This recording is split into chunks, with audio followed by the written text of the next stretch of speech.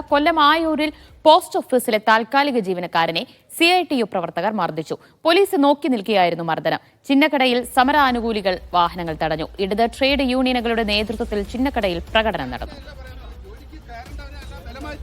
Lijo Rollins വിവരങ്ങൾ നൽകും. ലിജോ, എവിടെയൊക്കെയാണ് അനിഷ്ട സംഭവങ്ങൾ റിപ്പോർട്ട് ചെയ്തത്? ദിവ്യ, കൊല്ലം ജില്ലയിൽ ഈ ദേശീയ പണിമുടക്ക് പ്രഖ്യാപിച്ചത് പൂർണ്ണമായിരുന്നു. ജനജീവിതത്തെ സാരമായി ബാധിക്കുകയും ചെയ്തു. വിവിധ ഇടങ്ങളിലാണ് ഇത്തരത്തിൽ ഈ ആളുകൾക്ക് ബുദ്ധിമുട്ടുണ്ടായിക്കൊണ്ടൊപ്പം തന്നെ ഈ അനിഷ്ട സംഭവങ്ങളൊക്കെ സംഭവിച്ചിരിക്കുന്നത്. പ്രധാനമായിട്ടും ഉണ്ടായിരിക്കുന്നത് ഈ മരുന്ന് വിതരണത്തെ ഉൾപ്പെടെ ഇത് ബാധിക്കില്ല എന്ന് അറിയിച്ചിരുന്നെങ്കിലും പത്തനാപുരത്ത് ഔഷധിയുടെ സബ് സെന്റർ അടപ്പിച്ചു. അത് തെക്കൻ കേരളത്തിലേക്ക് മരുന്ന് സംഭരിച്ച് അത് വിതരണം ചെയ്യുന്ന പ്രധാന കേന്ദ്രമായിരുന്നു. ഈ ജീവനക്കാരും സമരാനുകൂലികളും തമ്മിൽ അവിടെ തർക്കമുണ്ടാവുകയും ചെയ്തു.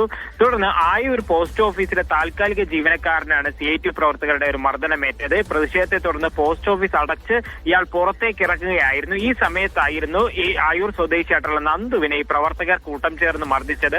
അവിടെ ചടയമംഗലം പോലീസ് ഉണ്ടായിരുന്നെങ്കിൽ പോലും വളരെ കുറവായിരുന്നു. ആ മർദ്ദനത്തിൽ നിന്നും വളരെ ശ്രമപ്പെട്ടുകൊണ്ടാണ് നന്ദുവിനെ രക്ഷിച്ചെടുത്തത്. കൊല്ലം രാവിലെ നടന്ന ഒരു പ്രധാന വിഷയമെന്ന് പറയുന്നത്, അതായത് ഈ KSRTC ബസ്സിലെ കണ്ടക്ടർക്ക് മർദ്ദനമേൽക്കുകയുണ്ടായി. കരുനാഗപ്പള്ളിയിൽ നിന്നും കൊല്ലത്തേക്ക് വരികയായിരുന്ന ഫാസ്റ്റ് പാസഞ്ചർ ബസ്സിലെ കണ്ടക്ടർക്കാണ് മർദ്ദനമേറ്റത്. ഇയാൾ ചികിത്സ തേടി. ചിന്നക്കടയിൽ ഉൾപ്പെടെയുള്ള സ്ഥലങ്ങളിൽ, അതായത് വിവിധയിടങ്ങളിൽ, ജില്ലയിലെ വിവിധയിടങ്ങളിൽ വാഹനം തടയുകയുണ്ടായി. സ്വകാര്യ ആവശ്യങ്ങൾക്കെത്തിയ വാഹനങ്ങൾ പോലും വെറുതെ ആളുകൾ പുറത്ത്. എന്താണ് കാരണം? ആശുപത്രി ഉൾപ്പെടെയുള്ള ആവശ്യങ്ങൾക്ക് മാത്രമാണ് വാഹനങ്ങൾ കടത്തിവിട്ടത്.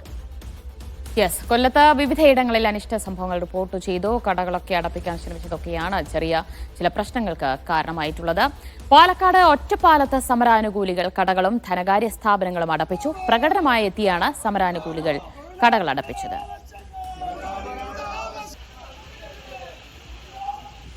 സാജിദ് അജ്മൽ വിവരങ്ങൾ നൽകും. സാജിദ്, തുറന്ന കടകളെല്ലാം സമരാനുകൂലികളെത്തി നിർബന്ധപൂർവ്വം അടപ്പിക്കുകയാണോ ഉണ്ടായത്? ദിവ്യ, പാലക്കാട് ജില്ലയിൽ ഇന്നത്തെ പണിമുടക്ക് ഏതാണ്ട് പൂർണ്ണമാണ്. ഒറ്റപ്പെട്ട കടകൾ മാത്രമാണ് തുറന്നിരുന്നത്. ഇത് ഒറ്റപ്പാലത്ത് ഇത്തരം കടകളും ധനകാര്യ സ്ഥാപനങ്ങളും സമരാനുകൂലികൾ അടപ്പിച്ചു. ഈ പ്രതിഷേധ പ്രകടനവുമായി എത്തിയവരാണ് ഈ കടകൾ അടയ്ക്കാൻ നിർദ്ദേശം നൽകിയത്. ഈ കടകളുടെ ഷട്ടറുകൾ അടപ്പിക്കുകയാണ് ചെയ്തത്. ഈ ഗ്രാമപ്രദേശങ്ങളിൽ ചില കടകൾ തുറന്നൊഴിച്ചാൽ ഏതാണ്ട് പ്രധാന പട്ടണങ്ങളിലുള്ള കടകളെല്ലാം തന്നെ അടഞ്ഞു കിടക്കുകയാണ്. KSRTC സർവീസ് നടത്തുന്നുള്ള ബസ്സുകളും സർവീസ് നടത്തില്ല. പൊതുഗതാഗതം പൂർണ്ണമായി ഇന്ന് നിർത്തിവെച്ച ഒരു സാഹചര്യമാണ് ഉള്ളത്. ഈ സ്വകാര്യ വാഹനങ്ങളും വളരെ നിരത്തുകളിൽ കുറവാണ്. ദിവ്യ, ശരി. സാജിദ് അജ്മലാണ് വിവരങ്ങൾ നൽകി.